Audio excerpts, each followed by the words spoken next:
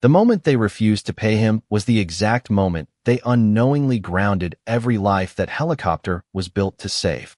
Daniel Carter had never measured success by the balance in his bank account. At 32 years old, he measured it by whether every machine leaving his hands could bring someone safely back home. His small maintenance hangar sat at the edge of a quiet Montana regional airport where the mountains stretched across the horizon like silent guardians beneath an endless blue sky. The building was modest, its weathered metal walls marked by years of snow, rain, and honest work. Inside, however, every wrench hung in perfect order, every maintenance manual rested neatly on the shelves, and every tool had earned its place through discipline rather than convenience. 8-year-old Noah Carter sat at a wooden workbench in the corner, carefully assembling a model helicopter while occasionally glancing toward his father with quiet admiration. He had grown up surrounded by turbine engines instead of toys, learning that machines deserved patience because someday someone's family might be waiting for them to return. Daniel wiped a thin layer of grease from his hands before taking one final walk around the rescue helicopter that had consumed nearly 3 weeks of his life. Every fuel line had been inspected twice. Every rotor component had been measured within exact tolerances. Every hydraulic connection had been pressure tested far beyond minimum safety requirements.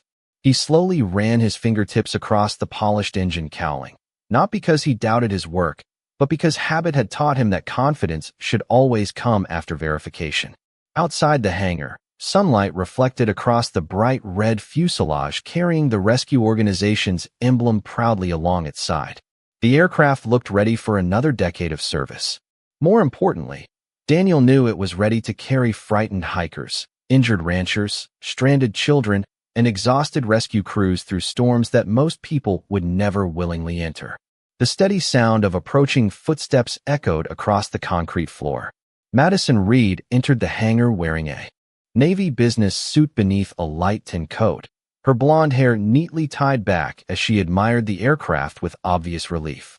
She had visited several times during the rebuild, asking thoughtful questions and thanking Daniel for working late into countless evenings. "It looks incredible," she said with a genuine smile. Daniel simply nodded. "It is not supposed to look impressive. It is supposed to bring people home." Madison's smile grew softer. "Walter Hale was right about you." Before Daniel could ask what she meant, 2 executives from the finance department walked inside, carrying tablets and folders. Their polished shoes contrasted sharply with the oil-stained concrete beneath them. One of them briefly examined the helicopter before turning toward Madison. "The board reviewed the emergency restoration expenses this morning," he announced. "They decided the company cannot approve the remaining payment." The words hung in the quiet hangar like freezing winter air. Madison looked genuinely surprised. "What are you talking about?" The contract was already signed. The executive remained emotionless. "Budget adjustments. We determined the final restoration exceeded projected operating costs. Legal believes we are not obligated to release the remaining balance." Daniel remained completely still. He neither argued nor raised his voice. He simply looked once more at the helicopter resting peacefully beneath the bright hangar lights. Then he walked toward the maintenance records lying on a nearby table. Calmly, he removed the small metal identification plate bearing his name as the lead rebuilding engineer and placed it inside his toolbox. The executives watched without understanding why such a simple action carried so much meaning. Madison stepped forward. "Daniel, please give me time to fix this." He closed the toolbox gently before answering. "Money can settle an invoice. It cannot repair broken trust." Noah looked up from his model helicopter, sensing something had changed even though no one had spoken loudly. Daniel rested one reassuring hand on his son's shoulder before quietly gathering his jacket. As he walked toward the hangar door, he paused for only a second and looked back at the aircraft one final time. "I rebuilt that helicopter so every crew member could return to the people waiting for them at home," he said calmly. "I only hope the people making today's decisions understand what that responsibility is worth." Without another word, he stepped into the cool Montana afternoon, leaving behind a helicopter that was mechanically perfect, legally complete, and only hours away from proving that the most expensive mistake a company can make is believing integrity has no value. Daniel drove home beneath a sky painted with the warm colors of a Montana sunset. but the quiet beauty beyond his windshield did little to occupy his thoughts. Beside him, Noah watched the passing pine trees while holding the unfinished model helicopter carefully on his lap. Children often sensed disappointment long before adults admitted it aloud, yet the boy remained silent until they turned onto the gravel road leading toward their small farmhouse. "Dad," he asked softly, "did you do something wrong?" Daniel smiled gently without taking his eyes off the road. "No, buddy. Sometimes you can do everything right and still have someone make the wrong decision." Noah nodded slowly as though storing those words somewhere he would remember for years. The farmhouse welcomed them with familiar comfort. A weathered porch overlooked open fields where the evening breeze rolled through tall grass like quiet waves across a green ocean. Inside, the house reflected a life built with patience instead of luxury. Family photographs filled the walls. A worn leather chair sat beside the fireplace. The smell of homemade chili slowly filled the kitchen as Daniel prepared dinner, while Noah finished his homework at the table. Nothing about the evening suggested resentment. Daniel never spoke badly about the rescue company. He never criticized the executives. He simply returned to the life that mattered most. After dinner, they carried 2 bowls of popcorn onto the porch and watched helicopters flying high above the distant mountains as the last sunlight disappeared beyond the peaks. Noah pointed toward one small aircraft crossing the horizon. "Do you think somebody needs help?" Daniel looked up for several quiet seconds. "I hope someone is helping them." The answer surprised the boy. "You are not angry." Daniel shook his head. "Being angry does not make helicopters fly any safer." The words drifted into the cool night air. Simple, yet deeply true. Nearly 40 miles away, however, calm had already begun giving way to confusion. At the headquarters of Summit Air Rescue, mechanics gathered around the freshly rebuilt helicopter while preparing it for its first operational readiness inspection. A senior maintenance supervisor opened the technical logbook and immediately frowned. "Where is the lead engineer's final certification?" Another technician searched through every page before looking up with growing concern. "It is missing." The supervisor checked the digital records. The maintenance entries were complete. Every repair had been documented with remarkable precision. Every inspection was recorded. Every replacement component matched federal aviation standards. Yet the final engineering validation remained unsigned. Without it, the aircraft could not legally enter emergency service. Madison Reed arrived only minutes later after receiving an urgent phone call. She walked directly into the maintenance office, studying the paperwork spread across the table. "There has to be a mistake," she said. Daniel completed every stage himself. The supervisor nodded. He completed the work. But the engineering release belongs to the person whose name appears on the certification plate. Madison suddenly remembered watching Daniel quietly remove that small metal plate before leaving the hangar. At the time, it had seemed symbolic. Now she understood it represented something far more important. "Can another engineer sign it?" she asked hopefully. The supervisor answered without hesitation. "Not after a complete structural rebuild. Whoever supervised the reconstruction must personally certify that every safety-critical modification matches the approved engineering specifications." The room fell silent. At that exact moment, emergency dispatch received a distress call from a family stranded on a remote mountain trail after sudden weather changes blocked every road leading to their location. The rescue coordinator looked toward the helicopter sitting fully fueled on the flight line. Then he looked back at the incomplete certification. The aircraft was ready. The crew was ready. The mission was ready. Only the paperwork that represented one honest mechanic's professional responsibility stood between them and the sky. Madison slowly closed the maintenance logbook, realizing the company had not merely refused to honor a contract. Without understanding it, they had dismissed the one person whose signature carried the same weight as every bolt, every rotor blade, and every life the helicopter was built to protect. The rescue coordination room remained unusually quiet as every passing minute carried a different kind of urgency. No one questioned the quality of Daniel Carter's work. That was never the problem. The problem was that every federal inspection requirement had been followed exactly as he had written them. And without the final engineering certification from the lead rebuilding engineer, no responsible aviation director would authorize a takeoff. Madison Reed stood beside the operations table watching weather updates appear across several large monitors while dispatch coordinators continued speaking with emergency responders in the mountains. Fortunately, the stranded family had found temporary shelter inside an old ranger cabin, buying valuable time before worsening weather arrived. Even so, every person inside the room understood the same uncomfortable truth. The helicopter sitting outside was fully fueled, mechanically flawless, and completely incapable of leaving the ground until the documentation reflected the same level of integrity as the machine itself. Madison turned toward the senior maintenance supervisor once again. There has to be another solution. He slowly opened a thick binder containing engineering procedures before stopping on a page marked with a blue tab. There might be one, he answered carefully, but I have never seen it used. Madison stepped closer. The supervisor pointed toward a paragraph highlighted years earlier. This procedure applies only to major structural rebuilds involving proprietary engineering modifications. It states that if the rebuilding engineer introduced or validated custom safety improvements beyond the manufacturer's original configuration, only that engineer may approve the aircraft for operational release unless another engineer possesses identical certification and documented design authority. Madison frowned. Design authority? The supervisor nodded. Whoever wrote this procedure knew exactly what they were doing.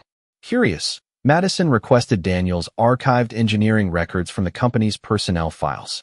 Minutes later, an electronic folder appeared on her screen. She expected to find an ordinary employment history. Instead, she found something no one in the executive offices had noticed for years. Before opening his own maintenance business, Daniel had spent nearly a decade serving as a senior rotorcraft systems engineer on military search and rescue helicopters. During that time, he had submitted an improved inspection sequence for post-rebuild structural validation, a process later adopted by multiple civilian rescue operators because it significantly reduced overlooked maintenance errors. Madison stared silently at the approval documents. The engineering procedure, now preventing the helicopter from flying, carried a familiar identification code. She compared it with Daniel's archived military records. The numbers matched perfectly. The room suddenly felt much quieter. You are telling me, she said slowly, that the rule keeping this helicopter on the ground was originally created by Daniel himself. The supervisor answered with quiet respect. Not exactly. He pointed to another page. He designed the technical validation process. Federal regulators later incorporated it into broader rescue aviation guidance. Most people have no idea where it originated because the procedure is referenced only by its engineering code. Madison looked through the office window toward the silent helicopter resting beneath the afternoon sun. For the first time, she understood that Daniel had never been refusing to help anyone. He had simply refused to place his professional integrity beneath a financial decision made by people who did not understand the responsibility carried by a single signature. Meanwhile, 40 miles away, Daniel and Noah spent the afternoon replacing worn bearings inside an old rancher's tractor. Daniel explained every step patiently, while Noah carefully handed him the correct tools. Every part matters, Daniel said, even the ones nobody ever sees. Noah smiled proudly. Just like your signature? Daniel paused for only a moment before looking at his son. Especially like your signature. Once your name is attached to something, it stays there long after you leave. Neither of them noticed the retired Air Force Colonel Richard Hale watching quietly from his pickup parked across the road. He remained there only a minute before driving away with a thoughtful expression. Resting inside the passenger seat beside him was a weathered leather folder stamped with an old military insignia, a folder containing one forgotten document that had never been entered into any civilian personnel file, a document that would eventually reveal Daniel's connection to the very rescue organization now struggling to understand why one quiet mechanic had become the single most important person in their entire operation. The following morning arrived with crisp mountain air, and Daniel Carter greeted it as he greeted every day, with quiet discipline instead of expectation. Before sunrise, he had opened his small hangar, swept the concrete floor, and arranged every tool in its proper place. Nearby, Noah ate a bowl of oatmeal while reading a book on aircraft engines far beyond the level of most children his age. Daniel smiled as his son paused every few pages to study the diagrams. Do you know why airplanes and helicopters have checklists? He asked. Noah thought for a moment. Because people forget things. Daniel nodded. Exactly. Good people forget. Honest people become distracted. Checklists protect everyone from believing they're perfect. Noah closed the book thoughtfully. Is that why you always check everything twice? Daniel picked up a torque wrench and looked toward the sunlight stretching through the open hangar doors. No, I checked twice. Because someone I'll never meet is trusting me once. The words lingered in the quiet morning. Nearly an hour later, the sound of tires on gravel interrupted the routine. A dark blue SUV stopped beside the hangar, and Madison Reed stepped out alone. Gone was the corporate executive preparing for board meetings, dressed in blue jeans, work boots, and a simple jacket. She looked like someone seeking an honest conversation. Daniel glanced up briefly before returning to the engine on the maintenance stand. He neither welcomed nor dismissed her. He simply kept working. Madison stopped a respectful distance away. I owe you an apology, she said quietly. Daniel tightened one final bolt before setting down his wrench. For what? Surprised, she answered. For what happened at the hangar. Daniel wiped his hands with a clean shop towel. You didn't make the decision. Madison lowered her eyes. I also didn't stop it. Silence settled between them, broken only by wind moving through the pine trees and the distant song of meadowlarks. Sensing the seriousness of the moment, Noah quietly carried his book outside and sat beneath a large cottonwood tree. Madison looked around the workshop, noticing framed photographs lining one wall. Most showed helicopters in rugged mountain terrain or rescue crews smiling after successful missions. There were no medals, awards, or certificates, only crews returning home safely. You've been doing this a long time, she said softly. Daniel glanced at the photographs. Long enough to know every flight ends with somebody waiting at home. She finally asked the question that had weighed on her mind since reading his engineering records. Why did you never tell anyone what you accomplished before opening this place? Daniel smiled faintly. Because the helicopter doesn't fly better just because the mechanic has an impressive resume.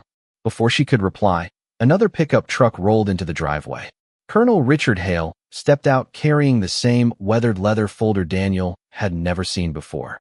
The retired officer approached with steady confidence and offered Daniel a respectful handshake instead of a salute.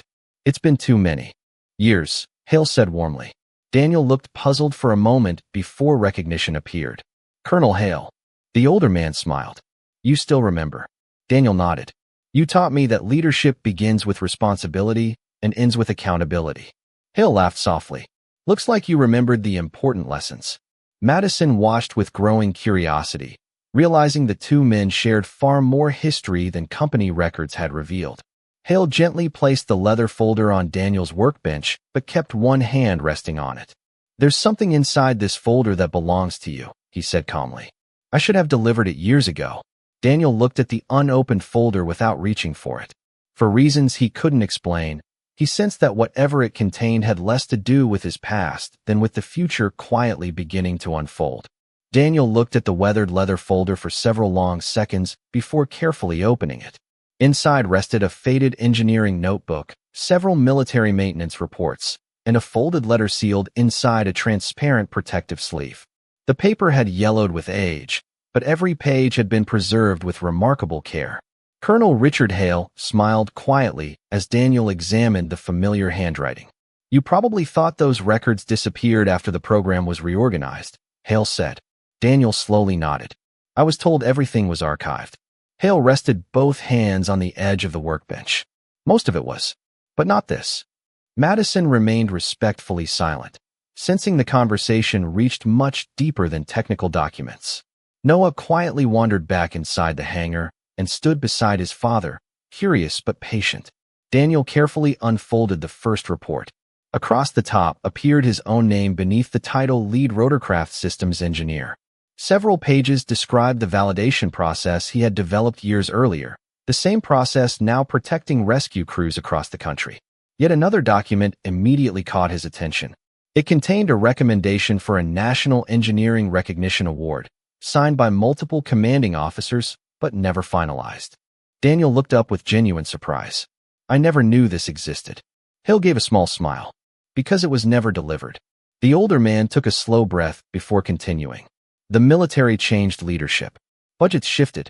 Programs merged. Paperwork disappeared into storage rooms.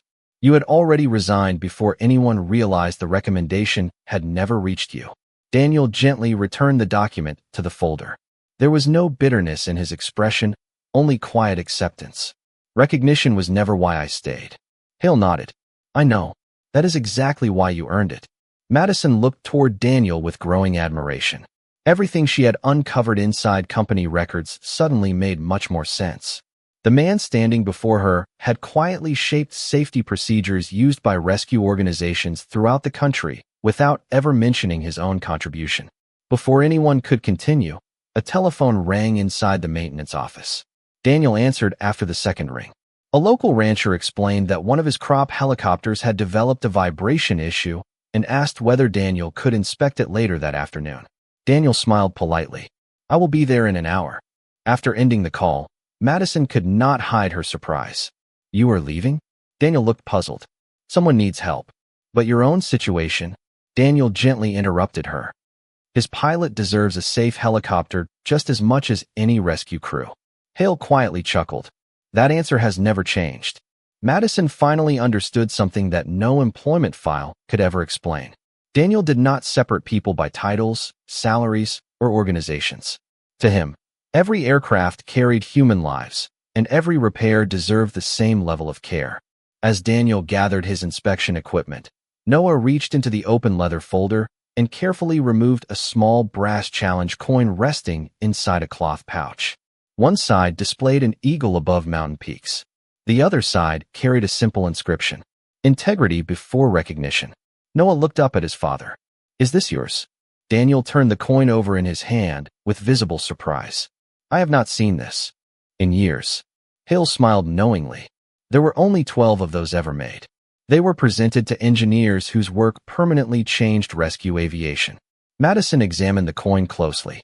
There was no name engraved anywhere upon it, only a small serial number along the edge. Hale noticed her curiosity, but said nothing. Instead, he quietly closed the leather folder. Keep everything together, he told Daniel.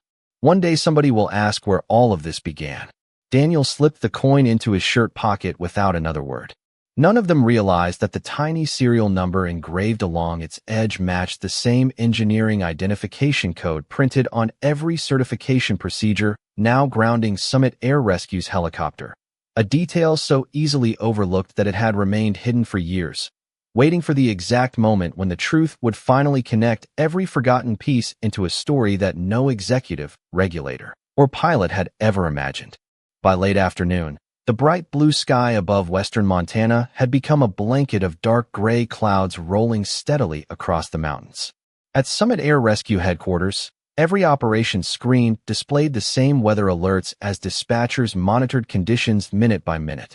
The stranded family remained safe inside the ranger cabin, but forecasters warned that heavy snowfall would soon close the narrow mountain pass leading to them.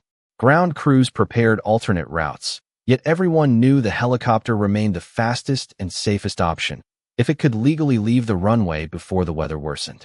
Madison Reed stood in the operations center listening as pilots, mechanics, and coordinators discussed every possible solution, but each ended the same way.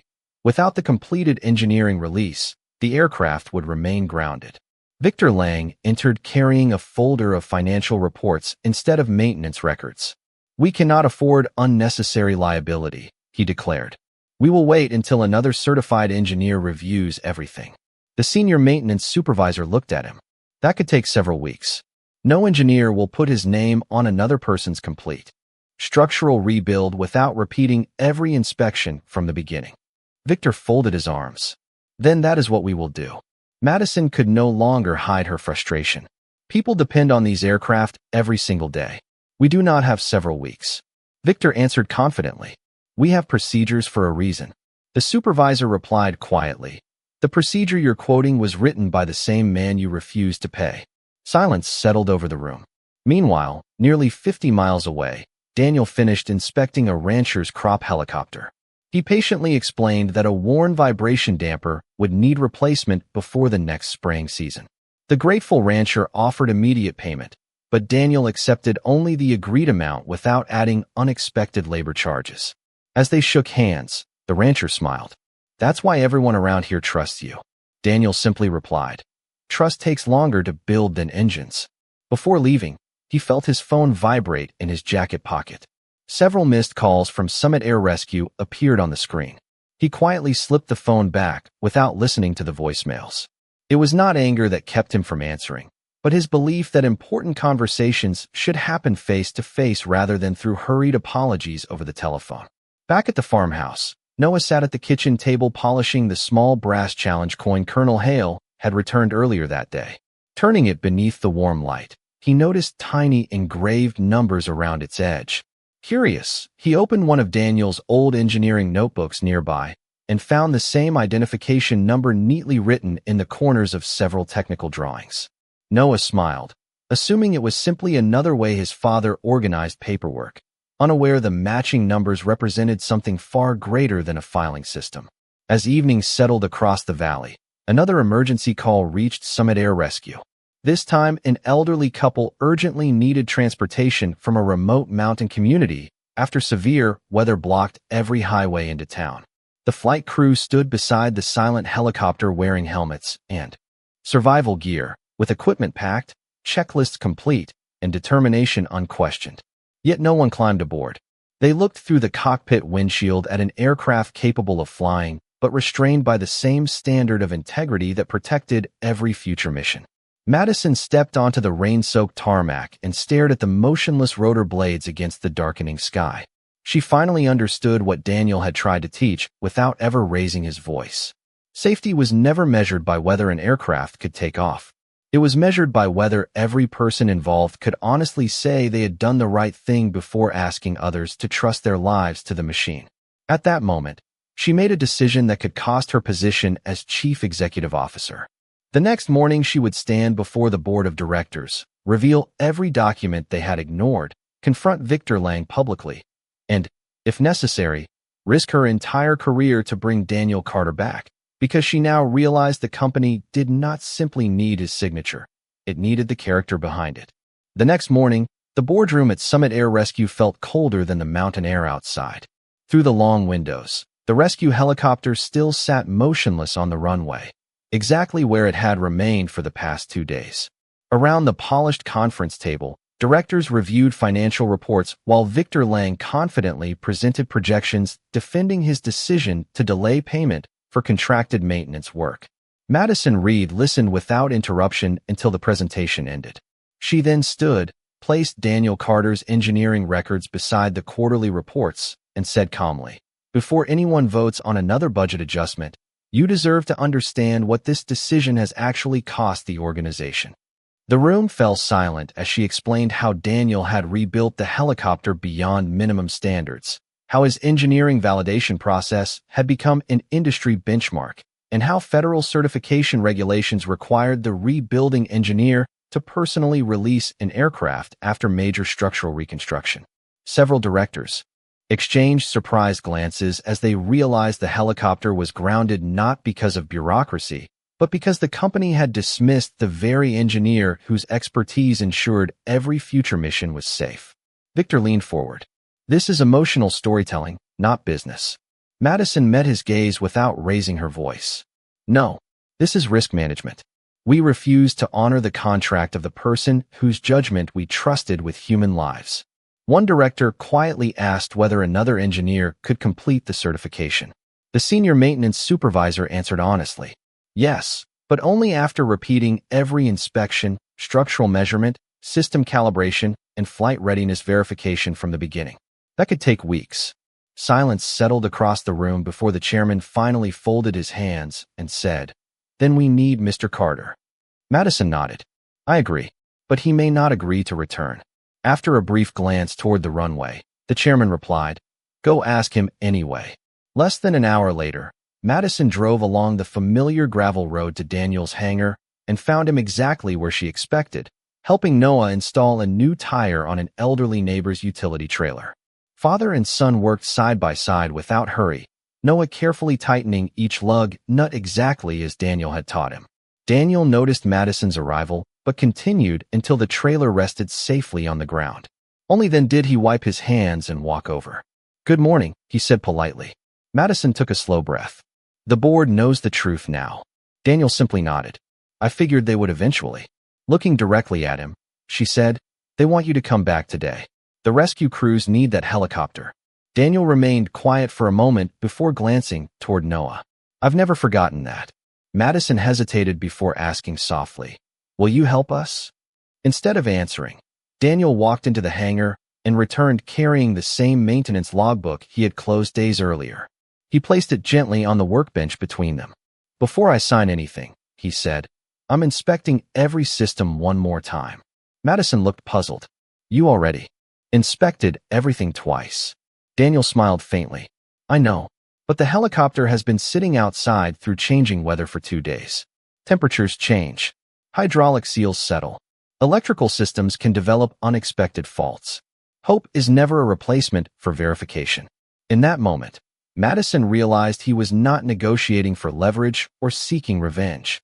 He was thinking only about the crew who would eventually climb into that cockpit. "What about the payment?" she asked quietly. Daniel met her eyes with calm sincerity. "Honor the agreement because it's the right thing to do, not because you need something from me. If you only pay people when you have no other choice, then you've learned nothing." The weight of those words struck Madison more deeply than any accusation. Daniel picked up his toolbox, called Noah to grab his backpack, and locked the hangar behind them. There was no celebration, no dramatic speech, and no satisfaction in proving anyone wrong. There was only a father quietly choosing responsibility once again, because somewhere beyond the mountains, people were waiting for a helicopter to return to the sky, and Daniel believed doing the right thing should never depend on whether someone else had done the wrong one first. Daniel Carter stepped into the Summit Air Rescue hangar wearing the same calm expression he had carried the day he finished rebuilding the helicopter. There was no pride, resentment, or triumph in his posture. He quietly rolled his toolbox across the polished concrete floor as every mechanic, pilot, and dispatcher instinctively stepped aside. No one had asked them to. Respect alone created the path. Noah followed closely behind with his notebook, ready to capture every lesson as he had since childhood. Madison Reed stood silently beside the aircraft, knowing this moment belonged to the engineer, not the executive. Daniel placed the maintenance logbook on a rolling workbench and began one final inspection. His fingertips traced the leading edge of every rotor blade while he checked each fastener with a calibrated torque wrench, examined every hydraulic fitting for the slightest sign of leakage, verified electrical connections, measured rotor alignment, and reviewed every maintenance record page by page. Several mechanics exchanged puzzled glances as they watched him repeat inspections that had already been completed perfectly. A young technician whispered, "He already knows everything is right." The senior maintenance supervisor quietly replied, "That's exactly why he's checking again." Nearly 2 hours later, Daniel climbed into the cockpit. He powered each electrical system one at a time, confirmed every instrument reading, tested the emergency communications, and listened carefully as the turbine came to life. The engine settled into a smooth, steady rhythm that filled the hangar with quiet confidence. Daniel closed his eyes for a brief moment, recognizing the familiar harmony only a healthy machine could produce. He shut the engine down, climbed back to the hangar floor, and Madison finally asked, "Is she ready?" Daniel looked once more at the helicopter before giving a faint smile. "Now she is." He opened the maintenance logbook, picked up his pen, and slowly signed the final engineering certification. The hangar remained completely silent as the ink dried. The signature took only seconds, yet everyone understood they had witnessed far more than paperwork. The chief pilot accepted the completed logbook with visible relief and immediately prepared the aircraft for departure. Minutes later, the rescue helicopter lifted smoothly into the Montana sky, its rotor blades catching the morning sunlight as it climbed toward the mountains where waiting families and rescue teams depended on it. No applause followed. Instead, every mechanic quietly turned toward Daniel with deep appreciation. They knew the helicopter had returned to service not because of luck, but because one man refused to compromise his professional standards even when others failed to honor theirs. Meanwhile, inside the boardroom, financial records, emails, and contract approvals were reviewed one final time. The evidence showed that Victor Lang had personally ordered the accounting department to delay Daniel's payment despite repeated warnings from maintenance supervisors about the operational risks. The chairman closed the investigation file, and looked directly at Victor. This organization exists to protect lives, not quarterly reports. Victor defended his decision as fiscal responsibility, but his explanation carried no weight. Before the meeting ended, his authority was terminated, and the board unanimously approved Daniel's full payment along with a formal public acknowledgement that the company had failed to honor its agreement. Later that afternoon, Madison personally delivered the payment without cameras, reporters, or public announcements. Daniel accepted it with quiet gratitude and placed it inside his toolbox without counting it. Madison noticed immediately. "You're not even going to check it?" Daniel smiled gently. "If I expect people to trust my signature, I should be willing to trust theirs after they choose to do the right thing." As Noah watched his father close the toolbox, the small brass challenge coin slipped from Daniel's shirt pocket onto the workbench.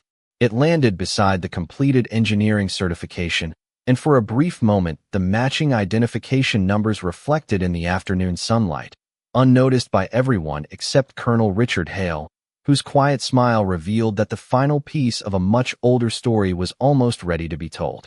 3 days later, the rescue helicopter returned from another successful mission as dawn lit the Montana mountains. The landing was smooth. The crew stepped onto the tarmac smiling, and every person they had rescued was safe. The stranded family was home.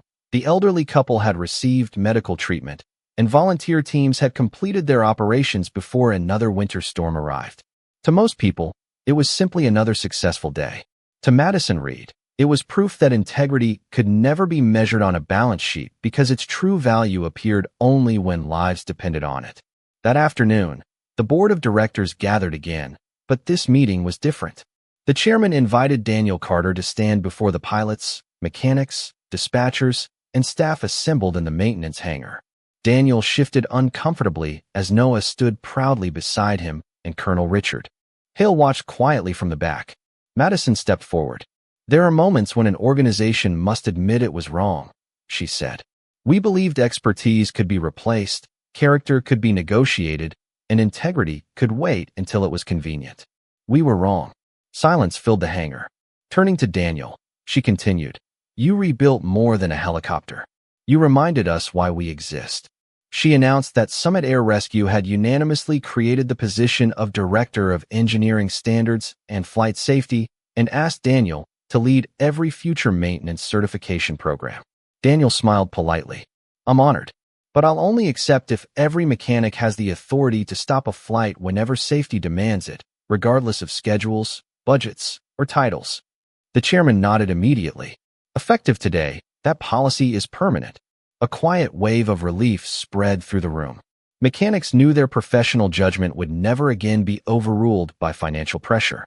Pilots exchanged grateful glances, confident every mission would begin with stronger protection. Noah looked at his father with pride, realizing the greatest lesson he had learned was not how to repair engines, but how to defend principles. As the gathering ended, Colonel Hale approached with the weathered leather folder one last time. "There's still one page you haven't read," he said. Daniel unfolded the sealed letter. It was not another military report, but a signed recommendation to the Federal Aviation Administration from more than 10 years earlier.